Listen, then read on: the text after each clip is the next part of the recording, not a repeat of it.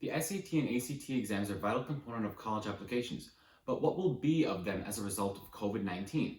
Are they going to push forward in-person testing like how the majority of their tests were given pre-COVID? Or do they have more unique, or should I say virtual methods to handle the situation? Well, it turns out that SAT and ACT have completely different plans on how to tackle the issue of testing moving forward into 2021. Let's look at whether their SAT and ACT will be in person or online.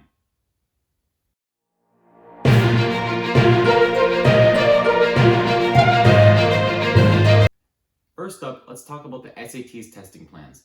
In April 2020, College Board announced that they were developing an online SAT test experience.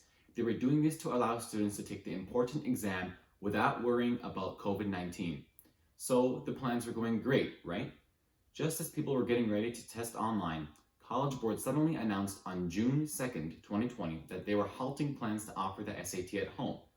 They stated a couple reasons for their decision, including the fact that some students may not have reliable internet access for the 3 hours that they needed for the test, and that they had faced severe criticism from those unable to submit their AP exams given in May earlier.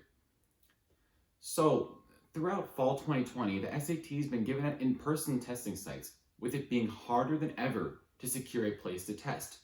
It seems like SAT will continue in-person route going into 2021. We saw that the SAT exam would be kept pretty traditional throughout this pandemic, but the ACT is an entirely different story. In April, ACT announced that they were creating an at-home exam experience that will be proctored remotely.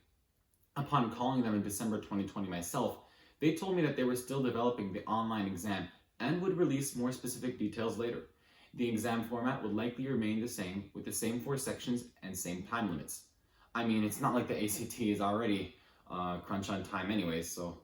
Now, there are a couple of pros and cons when it comes to a virtual ACT.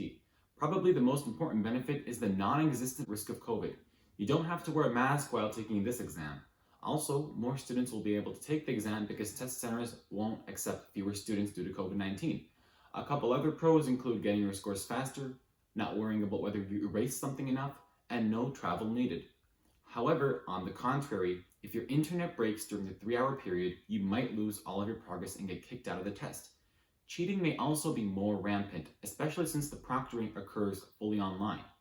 Also, there will be fewer online ACT practice tests, just like there are basically no practice AP exams for the new online 2020 version that students took in May.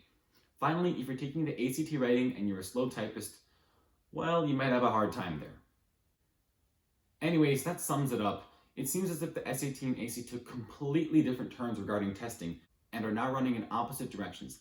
The SAT wants to continue in-person testing, as hard as that might be, but the ACT is taking a major risk with virtual testing. Which one will be more successful? I guess only time will tell.